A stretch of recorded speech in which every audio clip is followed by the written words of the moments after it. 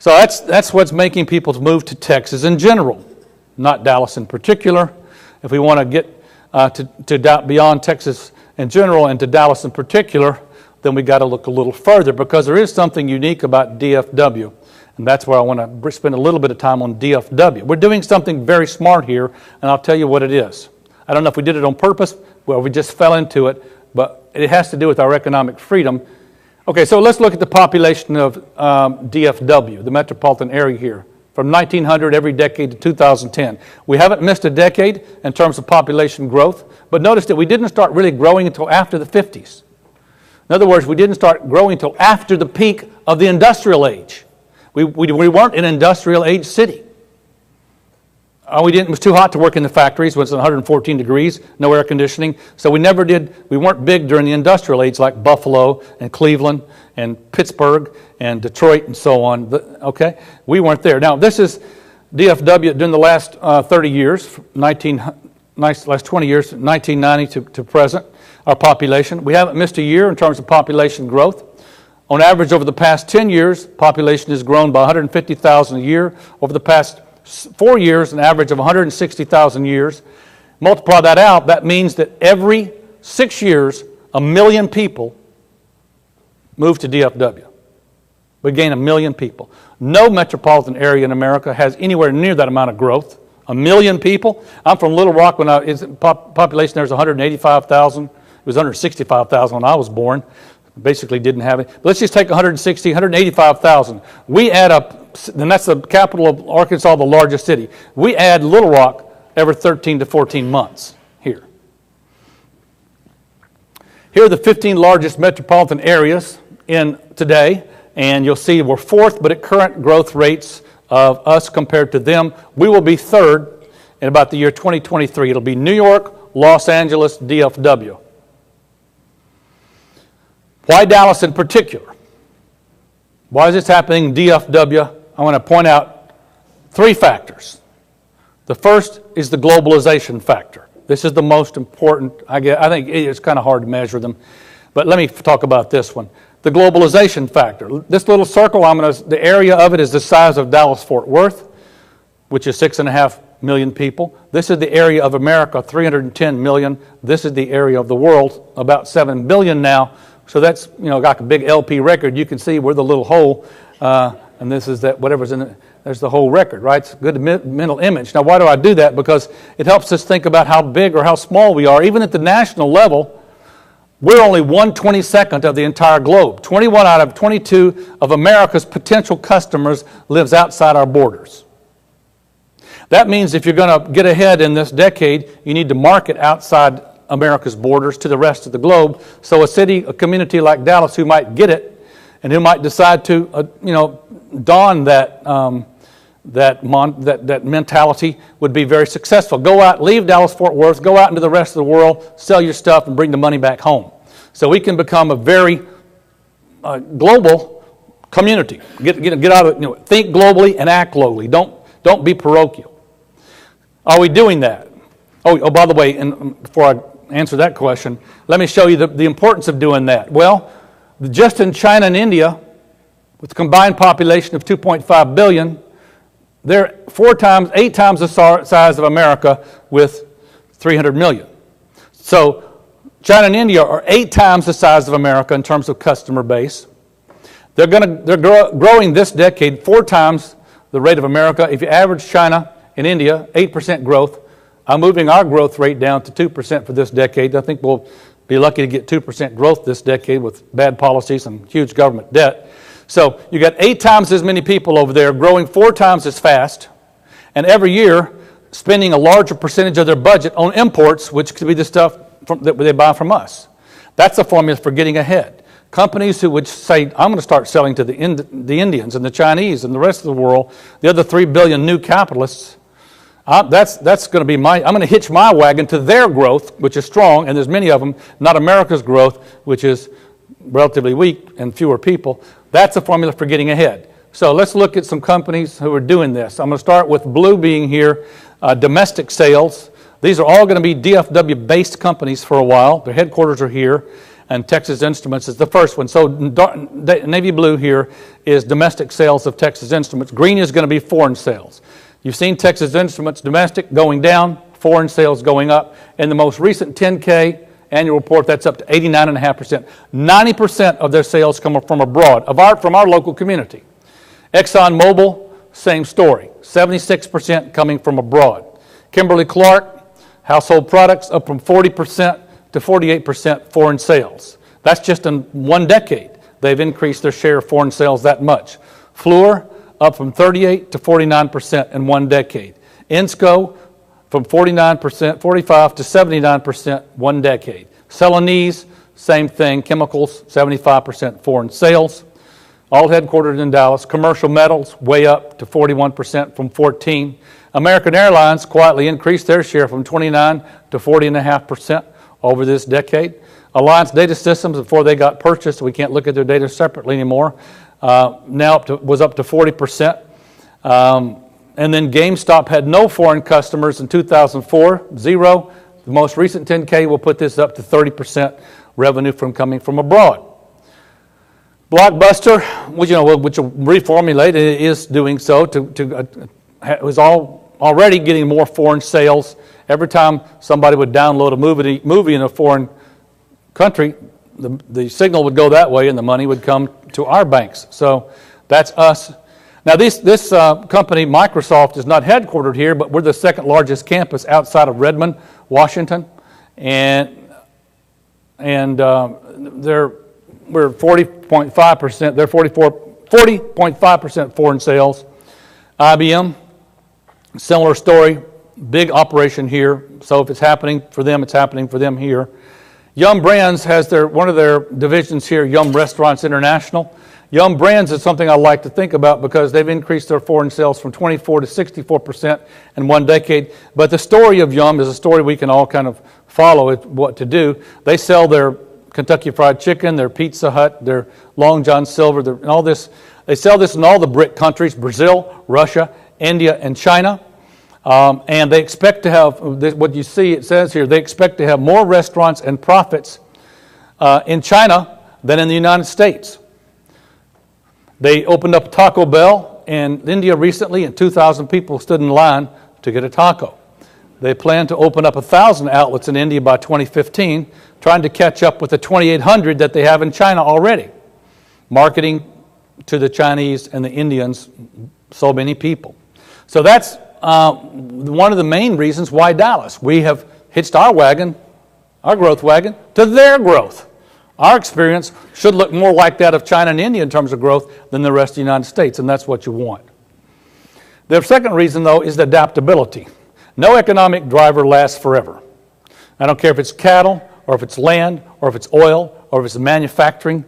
No economic driver lasts forever. Things come and they go, and you have to change drivers to stay ahead. Let's look at some cities in America and look who did and didn't do that. So here's the population of America's 10 largest cities in 1950. New York, Chicago, Philadelphia, and so on down to Boston.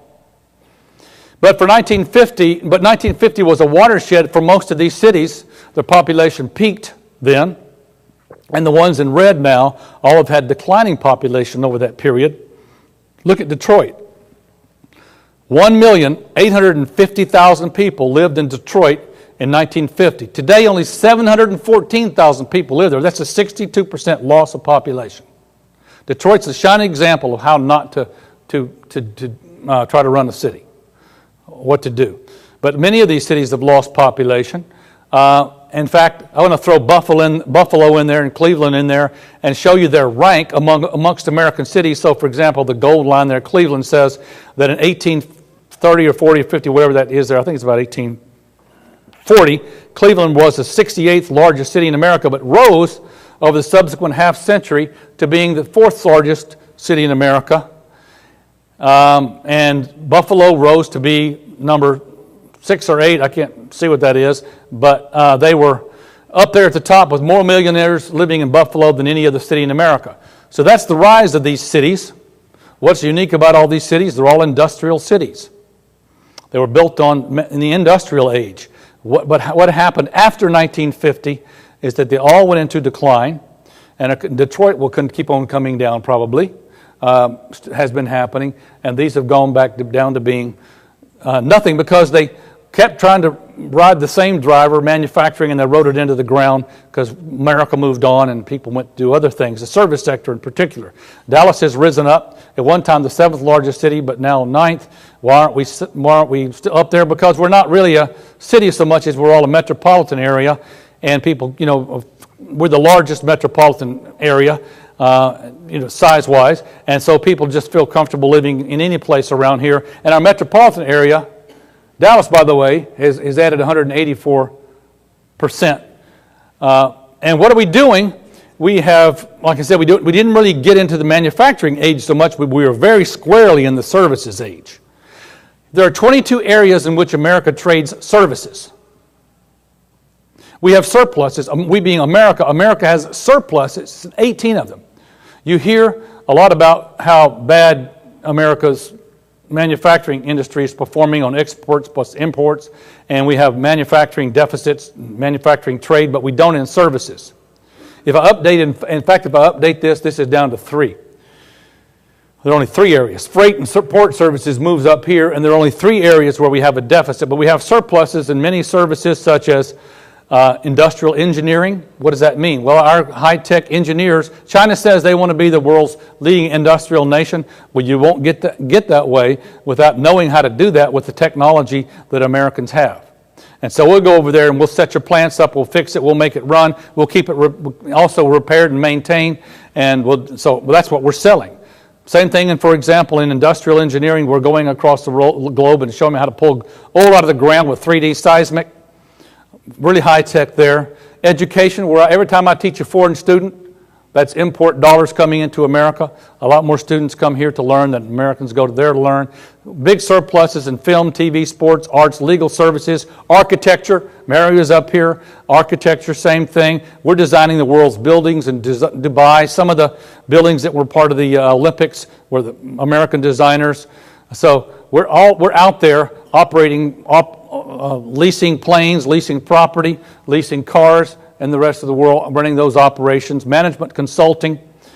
It's just license and fees and royalties from our technology and so on. And that's something that Dallas does very, very well. This is just one example. I could put more up here, but this is Allsbridge Consulting, and one of my students, for whom I'm a mentor, works there. And I'll pull up his website to tell you what they do. This is a company started by people who spun it off from EDS. They're an outsourcing consulting company. Suppose that you're American Airlines or Dell or something, and you want to reshape your business to have a new global business model which takes advantage of labor abroad, the new technologies we have for hooking up in the world, telecommunication during the day. You know you can cut your costs and have a better production function and so on. What do? Well, you go to a company who's a consultant, and where do you set up your operation? In the Philippines or India or so on, and that's a service. And that's one of the many services that we perform like that, and there were literally thousands of companies like that in the DFW area. I couldn't believe the number I found online the other day, some small, some large, but there are a lot of people who are involved in outsourcing consulting. And if you pull into a lot of McDonald's right now, the first person you talk to when you're ordering your food is oftentimes not in America. They're in another country, and they're typing it in, and it's going to the front right there where the person who's making the food, and then so you're actually leaving America, and when you make that order, that's a setup that was done by a company like Allsbridge. Out of the 100 fastest growing companies, new companies in Dallas, 60% of them, and these are the Dallas 100, 60% of them are already globalized, selling to foreign customers. So even when we're small and starting up here, we're already getting on the global bandwagon. I'm just about done here. But what's good news is that we have America with 10,000 corporate headquarters in DFW. This makes us the home to the largest single corporate headquarters concentration in the United States. People are moving here. We have more Fortune 500 companies in Texas than any other state now. We surpassed New York a couple of years ago. They're moving here for the economic freedom. They're moving here for the can-do adaptability. Let's do it. Let's remake ourselves attitude. They're moving here, and we're remaking the state. And we're remaking Dallas-Fort Worth. This is Houston. This is San Antonio. This is Dallas. This is how the makeup of the of our output here has changed so much just in one decade to take advantage of highly exportable, tradable services. And we have this attitude. So this is the thing that separates us and makes us unique, not totally unique, but puts us high on the scale. Economic freedom, which creates a movement toward us with the people and the attitude of entrepreneurialism. Then our decision to get on the global bandwagon and the adaptability of our economy are three very strong things we have in our favor. But it's not all good news, because things can always be better. So I don't want to give you like a warning or anything, but let's talk about two ways we could improve, and we can do it. And we know we can. First of all, we can stop raising property taxes. This is something Tom fought when he was the mayor, and we have to still fight today. It's always easy for the government to say we need more money, but what we're discovering is that that's the thing that runs people off. And so when you raise the property tax rate, people say, "Oh, I'm just going to move over here. I'll move over to these other counties." So this has not been a smart move on the part of the Dallas Council, thinking that they have some infinitely taxable resources. No, a small move puts me in a different tax bracket, a different tax setup. So I'm not going to stay in Dallas, and I live in Dallas. I'm not thinking about moving just for this reason. I'm not thinking about moving at all, but I do know many people do. That's one thing we could do is look to be more wise with our spending rather than just ask people to give us more. And the second thing is we can improve our schools, always. I mentioned that Dallas' schools were not tops. That Texas are not tops. No, they're not, and we can improve them. This is kind of a ranking of school districts. The red circles are the Dallas County school districts, with the big one, D, there being Dallas, the big DISD. And then the other ones at the top is the Richardson School District for the R. Blue are the Collin County school districts. This is Highland Park way up here, in the almost 100th percentile, 98th percentile. So this whole set of dots needs to move, the entire set needs to move up for the entire DFW area. We can do that, and we do it by just bringing competition to our schools. When I gave a talk on this in Garland Chamber of Commerce last week, immediately they came up to me afterwards and said, "Okay, I'm interested in what you said about bringing competition to our schools. We would like to make the Garland School District a shining star amongst the schools in this district. What do we do?" So I know people are actively thinking about this already, and I think that will get better as well. But so that's from what I wanted to bring you today from the perspective of somebody at SMU here who's looking southward to DFW, looking southward to downtown Dallas, and thinking about how we can make our area better off. These reports are available online at O'Neil Center.org, or available in hard copy at your discretion.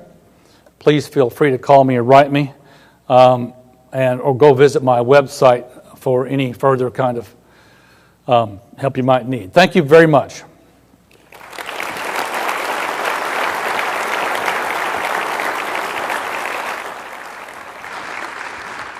Good morning. I'm Matt Heidelbaugh with Cushman & Wakefield, and we have a few minutes for some questions. Again, my next question is, what probability do I assign to the double-dip recession this year? Well, I don't think it'll be a recession in terms of negative GDP growth, but I do think we'll have a recession in terms of negative real per capita, a negative per capita GDP growth.